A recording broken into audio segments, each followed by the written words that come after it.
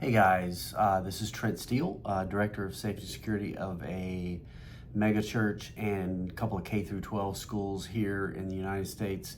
Also a retired Secret Service agent of 21 years. Big believer in taking what we did at the Secret Service from a protection standpoint and translating it into your world at your local faith community, as well as even your business or schools, right? It can all translate. And so that's what this channel is about. I want to talk today about what I would call either threats that maybe you're not looking for, or emerging threats. If you're a director of safety and security at a business, school, church, etc. Obviously, we all know about the active shooter, fire, weather. We all know about kind of the normal threats, but I think there's some threats out there that maybe you haven't thought much about or you haven't mitigated yet, and I think we need to talk about them. And the first one I would want to talk to you about is backpacks and musical cases. If you don't have a no backpack policy at your church or school, or obviously you can't have it at a school, but if you don't have it at a church, or if you're not doing something to mitigate the threat from backpacks or musical instruments, then you are probably behind a little bit and you're putting yourself in danger. If you don't know why you need to do that, I would take a look at YouTube or something else and just type in Google collapsible stock rifle inside a backpack and look at some of those videos.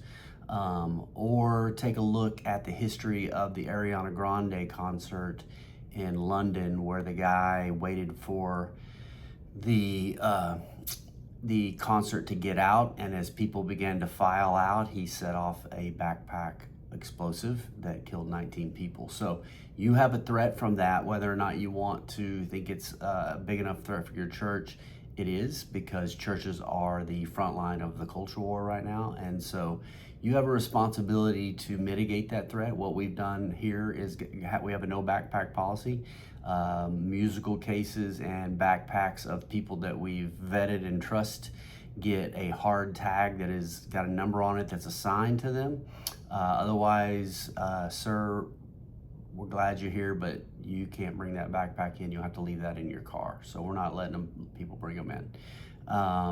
It's important that you get out ahead of this threat one way or another, and I'd be happy to walk you through that. If you want to reach out to me, email, LinkedIn, however you need to do that.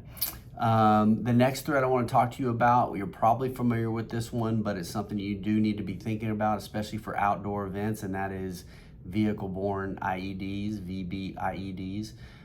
So obviously they can drive a vehicle into your event or into your atrium or into your school and detonate it. Or they can just drive it in there to actually, harm people without an explosive, or they can drive it in as a way to get in, harm people, and then pop out with their own rifle, that kind of a thing, right? So that is a pretty advanced threat, but it is here. It is happening regularly. It's happening in New Orleans. It's happening at a church up in Michigan. And so that's happening. It's a concern. So you've got to find a way to prevent vehicles from doing that. That's got to be some sort of vehicle barrier.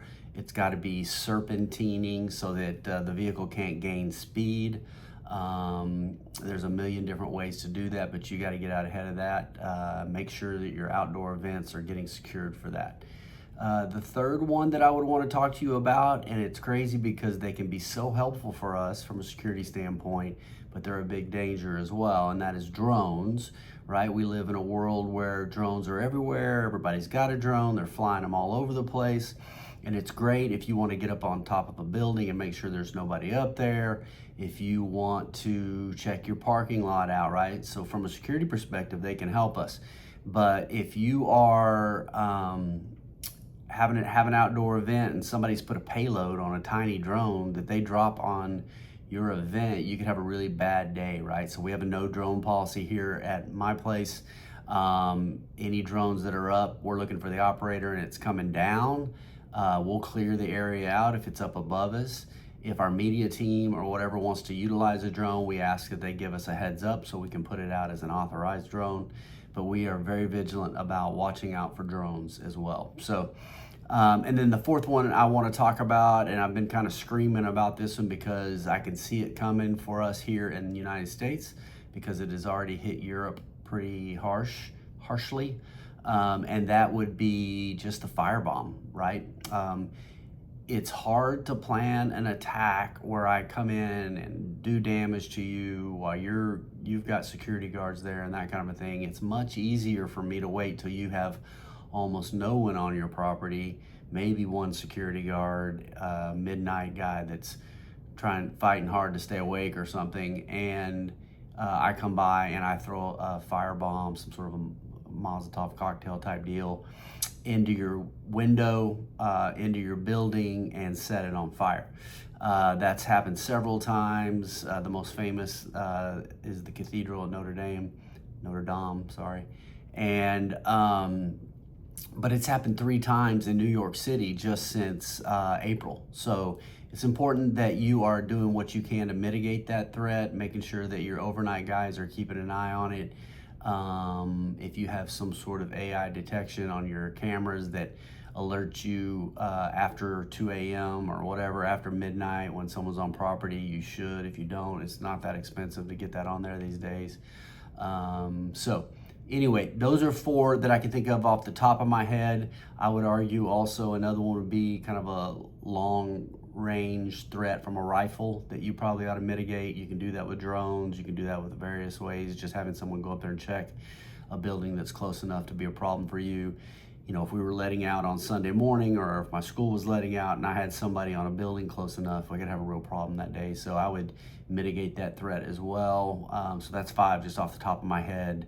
But these are emerging threats and threats that you probably aren't thinking about too much, but you need to mitigate. All right, guys, thank you very much for tuning in. I appreciate you. Do me a favor and thumbs up and like and share if you think it's worthwhile. Take care.